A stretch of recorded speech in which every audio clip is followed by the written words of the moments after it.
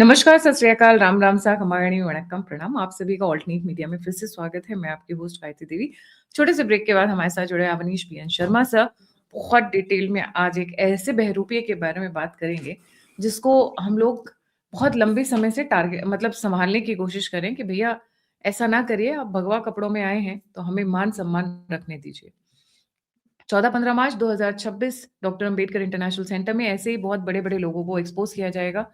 सिंदूर के समय में कुछ एक ऐसी स्ट्रैटेजीज़ इस्तेमाल की जो बाहर हम नहीं बात कर सकते हैं, बट डेफिनिटली जो वहाँ पे दिग्गज लोग आ रहे हैं, बहुत सारी सीक्रेट्स, बहुत सारी डिटेल्स, बहुत सारा हँसी-मज़ाक, बहुत सारा गपशप।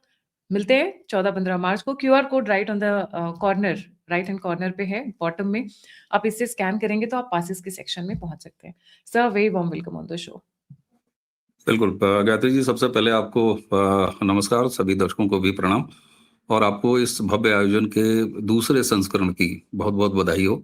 और बहुत सारे लोग ये कहते हैं कि आप लोग कंटेंट क्रिएट करते हैं लेकिन ग्राउंड पे क्या करते हैं, तो जवाब आप लगातार दूसरी बार देने जा रही हैं और ग्राउंड पर इवेंट कर रही हैं। आपको बहुत शुभकामनाएं, आपकी पूरी टीम को शुभकामनाएं। आपने इस बार मुझे भी अवसर दिया है, तो जो दर्शक मुझे मिलके सुनाना चाहते हैं अपनी बात, डाँटना चाहते हैं, स्नेह देना चाहते हैं, उनका भी स्वागत है। रजिस्ट्रेशन ज़रूर कराइए, भव्य आयोजन है, हम सब मिलेंगे। जी। जी, सर हम बात कर रहे हैं आज एक ऐसे इंसान के बारे में, ऐसे व्यक्ति के बारे में जिसने हमें बहुत परेशान किया है। और आज मैं चाहती हूँ कि उनके पूरे डिटेल्स, उनका स्टार्टिंग टू एंड हम करियर डिस्कस करें क्योंकि अब बात बच्चों पे आ गई है। भगवा कपड़े पहन के, ये लोग इन लोगों के ऊपर बैन लगना चाहिए कि ये भगवा कपड़े ना पहन सकें।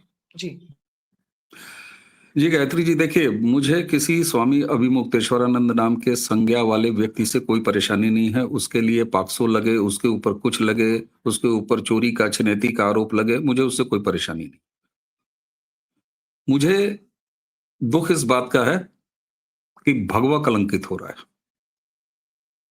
और भगवा अगर कलंकित हो रहा है तो फिर इसके इतिहास पे जाना पड़ेगा कि हमारी ये दशा, हमारे शीर्ष शंकराचार्य पीठों की ये दशा किसने की? क्या ये अचानक हो गया? क्या ये 2014 के बाद हुआ है सब कुछ? नहीं। आप सोचें, हमें किस तरीके से इस अवस्था तक पहुंचाया गया है जहां पर अपने आप को कथित शंकराचार्य कहने वाला एक व्यक्ति, जिसको कि विरासत में विवाद मिला है, इस व्यक्ति के गुरु स्वरूपानंद कांग्रेसी थे, कांग्रेसी शंकराचार्य थे। अब लोग कहेंगे कि केवल भारतीय जनता पार्टी का राजनीतिक समर्थन नहीं कर रहे थे स्वरूपानंद, इनके स्वर्गीय गुरु। सिर्फ एक पत्रकार ने पूछ दिया कि प्रधानमंत्री नरेंद्र मोदी अगर बन जाए तो थप्पड़ मार दिया अगले ने। सिर्फ इस बात से आप उन्हें कांग्रेसी कह रहे हैं? नहीं साहब, मैं कुंडली खोलता हूं थोड़ी सी, फिर आते हैं स्वरूपानंद पर। हमारे साथ कितना बड़ा विश्वासघात और सनातन के खिलाफ कितनी बड़ी साजिश कांग्रेस ने की है, आज से नहीं। श्रीमती इंदिरा गांधी इस देश की प्रधानमंत्री, चलिए हम नेहरू को भी छोड़ देते हैं, नॉर्थ ईस्ट में भगवा वेशियों का प्रवेश वर्जित कर दिया था, वो तो साजिश थी ही। सजा के दे दिया था ईसाई मिशनरियों के हाथ में पूरे नॉर्थ ईस्ट को। लेकिन 2014 में जो कुछ इस देश में हुआ उसे मैं कल्चरल रेवोल्यूशन ऐसे ही नहीं कहता हूं। आज देखिए उसी नॉर्थ ईस्ट को पूरी तरीके से राष्ट्रवादी राजनीति के साथ है, या तो सीधे सीधे वहां भारतीय जनता पार्टी राष्ट्रवादी पार्टी की सरकार है या उसके सहयोगियों की सरकार है। लेकिन फिर जरा आते हैं इनके, कांग्रेस ने क्या किया, इंदिरा ने क्या किया।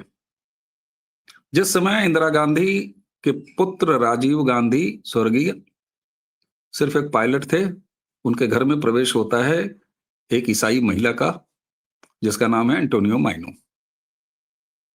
जब तक पायलट की पत्नी थी एंटोनियो माइनो, तब तक वो खामोशी से अपने एजेंडे को दबा के बैठी रही। जैसे ही श्रीमती गांधी ने स्वर्गीय राजीव को अपना राजनीतिक उत्तराधिकारी बनाया, उसके संकेत दिए, ये महिला अपने एजेंडे पर लग गई, जो ये वेटिकन के थ्रू लेके भारत में जिस पर्पस से इसका प्रादुर्भाव हुआ। आप याद कीजिए, ठीक उसी समय कांग्रेस ने बाकायदे हमारे सनातन में अपने कांग्रेसी शंकराचार्य प्लांट किए। मैं प्लांट शब्द कह रहा हूं। क्या हमें शर्म नहीं आती कि आदि गुरु शंकराचार्य ने सिर्फ 4 शंकराचार्य पीठों की स्थापना की थी और आज हम 6 शंकराचार्य पीठ लेके कलंकित सनातन को लेके ढो रहे हैं। प्लांट किया इंदिरा गांधी ने, और ठीक उसी समय लोग जाके जरा सा टाइमलाइन देख लें, गूगल है, कब कब क्या हुआ। मैं चाहता तो तारीखें भी गिना सकता हूं, साल भी गिना सकता हूं, लेकिन कुछ काम हमें भी करना चाहिए। ठीक उसी समय कलकत्ता से एक वेटिकन की एजेंट मदर टेरेसा नाम की एक महिला को जबरिया पूरे भारत में और पूरे विश्व में प्रचारित करना शुरू किया। 5 स्टार महफिलों, दिल्ली आना जाना, उनके चमत्कार, उनका एक तरफ ये और दूसरी तरफ सनातन के अंदर कांग्रेस ने शंकराचार्य प्लांट किए, जो लिटिगेट रहे अपने पूरे जीवन भर, अवैध रहे इनके गुरु, और ये व्यक्ति भी अवैध है, लिटिगेटेड। ये काम किया हमारे साथ संग कांग्रेस ने, और उसका नतीजा क्या हुआ? उसका नतीजा ये हुआ कि जो हमारे दूसरे ऑथेंटिक शंकराचार्य हैं, जो 4 पीठों के, मूल पीठों के शंकराचार्य हैं, वो हतोत्साहित हुए। वैसे भी सनातन किसी किताब से, किसी फतवे से चलने वाला धर्म नहीं है। हमारे शंकराचार्य की पीठें वो पीठें हैं जहां रिसर्च और डेवलपमेंट होता है। उनका कोई, आपने देखा होगा हमारी परंपरा क्या है, कुंभ के अवसर पर शंकराचार्यों के दर्शन होते हैं। बहुत सारे लोग कहते हैं कि शंकराचार्य लोग सड़कों पर क्यों नहीं उतरना, नहीं है, उसकी परिकल्पना ही नहीं है। लेकिन कांग्रेस ने किस तरीके से हमारे साथ इस तरह के विश्वासघात किए। तो साहब ये बताइए, जब उस तरह के पॉलिटिकल डीएनए का व्यक्ति, स्वरूपानंद का शिष्य ये अभिमुक्तेश्वरानंद सामने आएगा, तो फिर किस तरह के काम करेगा? इसी तरह की चीजें हैं। अच्छा, बहुत सारे लोग इस बात का आरोप, और खुद पाक्सो केस में क्या क्या हुआ, मुझे नहीं लगता कि दर्शकों को समाचार बताने की आवश्यकता है। लेकिन मैं एक चीज, पहली प्रतिक्रिया स्वरूपानंद की क्या आई है? एडीजे रेप कोर्ट ने जो आदेश दिया है झूसी थाने को कि एफआईआर दर्ज करो, पहला रिएक्शन क्या है?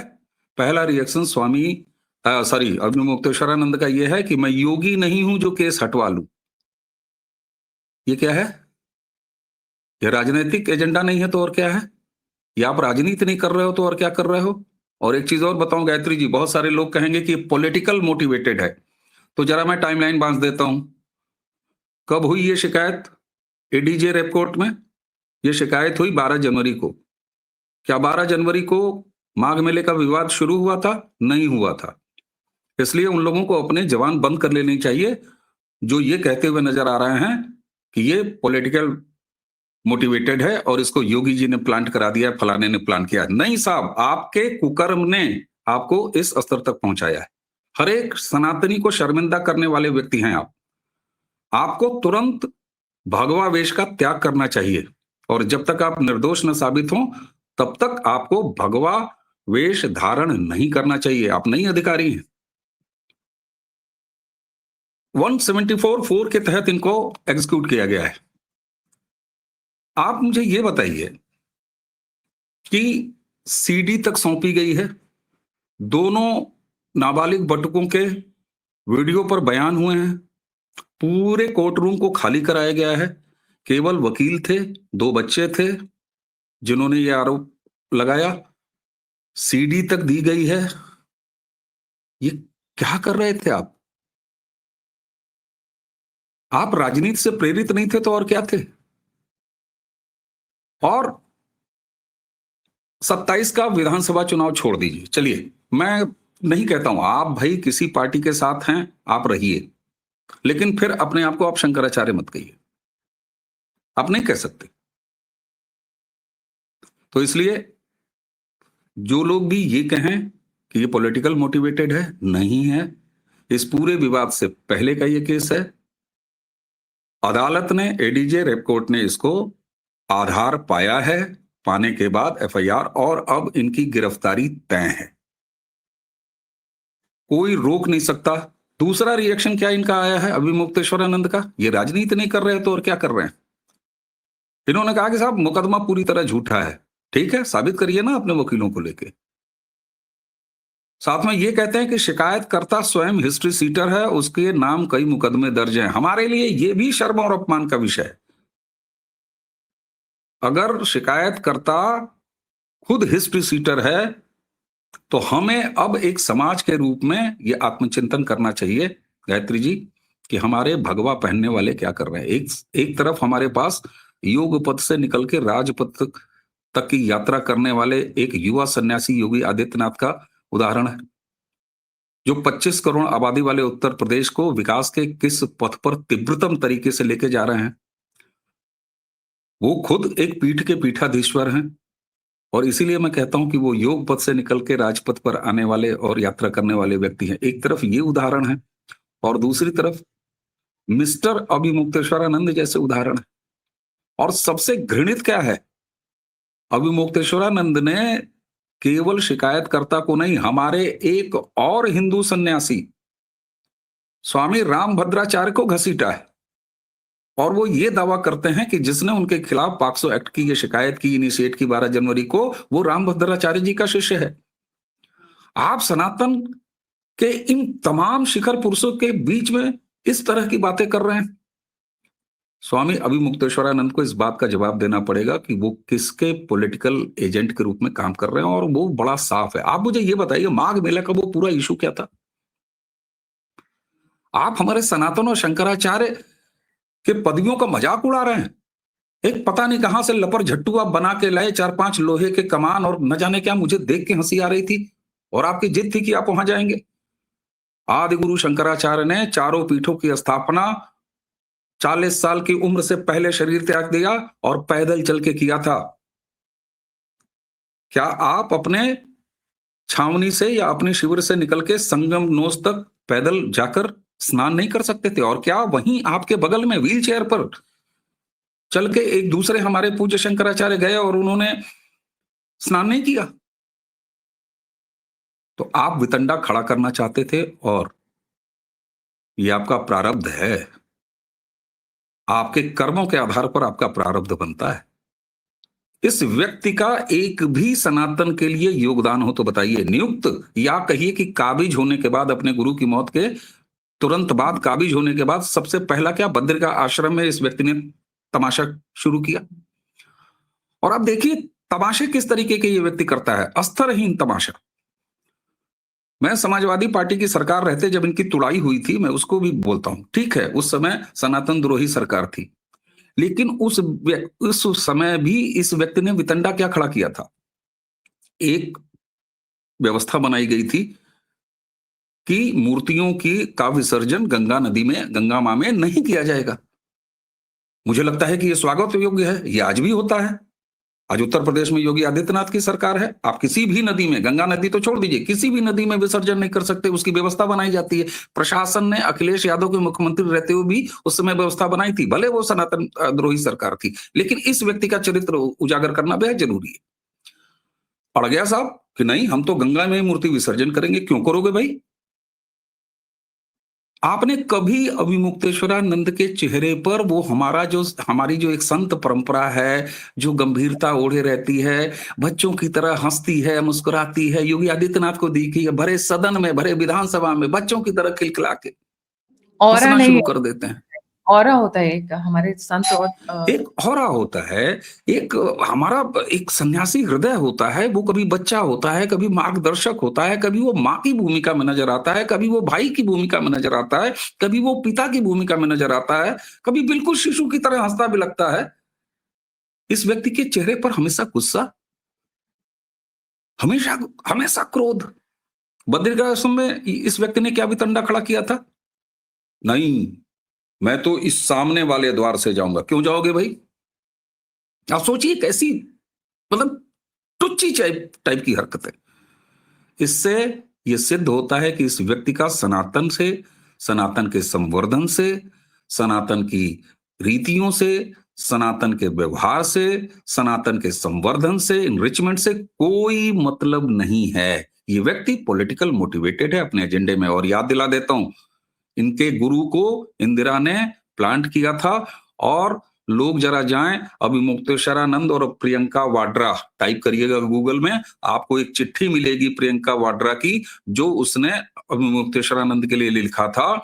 और जब शंकराचार्य का विवाद चल रहा था इनके गुरु के मरने के बाद, तो प्रियंका वाड्रा ने ठीक इंदिरा की परंपरा को आगे बढ़ाते हुए, निभाते हुए एक लंबा पत्र लिख के अपना समर्थन दिया था कि हम आपको शंकराचार्य मानते हैं।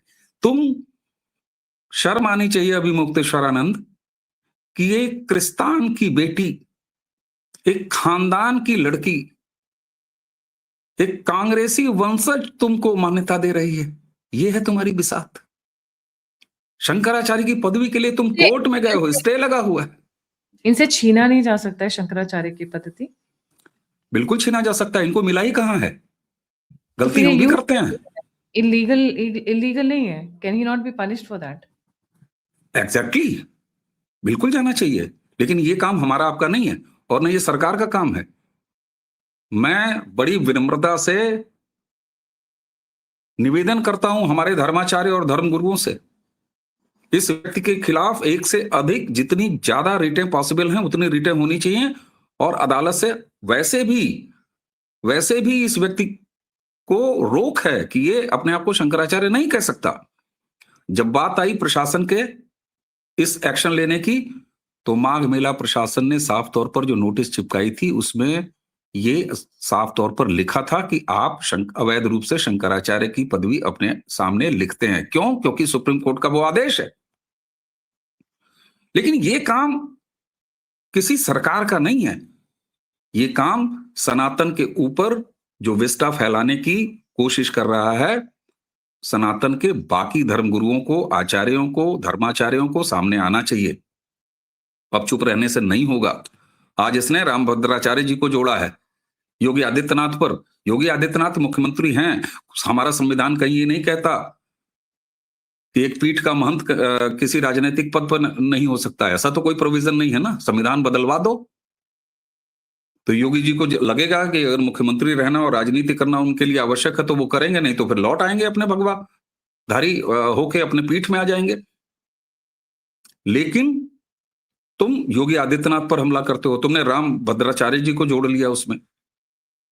उसके अलावा अब कैसे नहीं ये माना जाए कि कल को तुम किसी और के ऊपर इस तरह की लांछन लगाओगे, और काम तुम्हारे ऐसे हैं। तो अभिमुक्तेश्वरानंद को उनके किए की सजा मिल रही है। और दर्शकों ये ध्यान दीजिए, आपके सामने बहुत बार ये कहते हुए आएगा कि साहब देखिए राजनीतिक रूप से इनको फंसा दिया गया। तो नहीं, मैंने टाइमलाइन आपको बता दी। 12 जनवरी की ये शिकायत है एडीजे रेप कोर्ट में, और 12 जनवरी तक ये कोई माघ मेला का वितंडान नहीं था। अभिमुक्तेश्वरानंद वर्सेस योगी का कोई माहौल नहीं था। इसलिए इनके तमाम समर्थकों को या कथित समर्थकों को या किसी भोले भाले, क्योंकि देखिए हम लोग बड़े भावुक व्यक्ति हैं ना सनातन वाले, अरे भगवा पहन के कोई आ जाए हम सोचते हैं कि अरे यार ठीक है, तो हम उसमें भी फंस जाते हैं। फंसने की कोई आवश्यकता नहीं है। इस व्यक्ति के चरित्र को पहचानिए, यह राजनीतिक व्यक्ति है और एक राजनीतिक परंपरा से आता है, अवैध व्यक्ति है। इसे शंकराचार्य जैसी कोई आपको वो पदवी न बोलना है, न करना है, न वो सम्मान देना है। जी बिल्कुल सही। पॉक्सो केस वैसे ही बहुत स्ट्रॉन्ग केस है सर, वहां से बच के निकलना अगर जाएंगे, एविडेंस है तो अब ये जेल कोई जाना प्रश्न इनका नहीं। तय। कोई प्रश्न नहीं है। पॉक्सो के जो स्ट्रिंजेंट लॉज हैं, सर आपको सीडी के अंदर क्या डिटेल्स हैं, कुछ पता है? जो सीडी अभी देखिए कोर्ट में सीडी अभी औपचारिक रूप से वहां सबमिट की गई है कि नहीं की गई है, इस बारे में भी साफ तौर पर पब्लिक डोमेन में कोई ऑफिशियल बयान नहीं है। निजी सूत्रों के हवाले से ये बात है, इसलिए इस पर ज्यादा बातचीत नहीं करना उचित है, क्योंकि मामला कोर्ट में। हम्म क्या क्या ये हमारे पूरे भगवा को भी बदनाम करने की कोशिश कर रहे ये हैं? मुझे तो चिंता, ऐसा लगता है ये ये जानबूझ के चिंता बदनाम कर रहे हैं, राइट? गायत्री जी, मैं ये इसीलिए मैंने जब वो पूरा इंटरनेशनल मीडिया कांग्रेसी रूट, इसीलिए मैंने पूरा कांग्रेसी रूट बताया।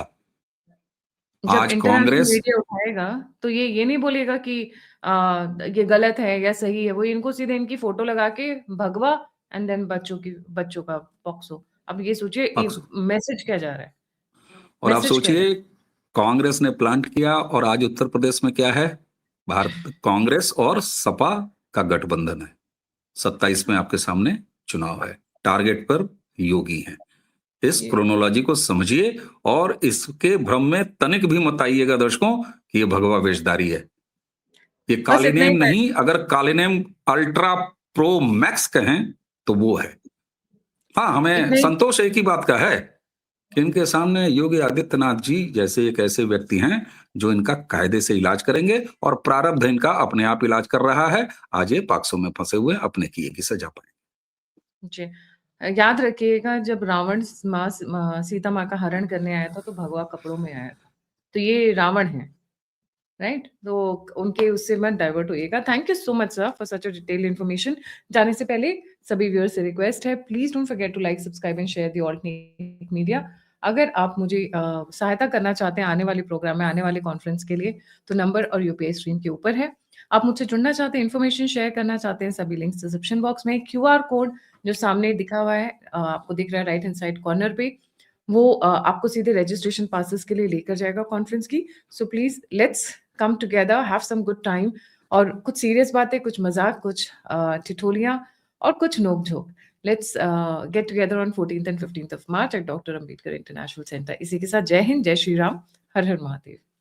जय जय श्री राम।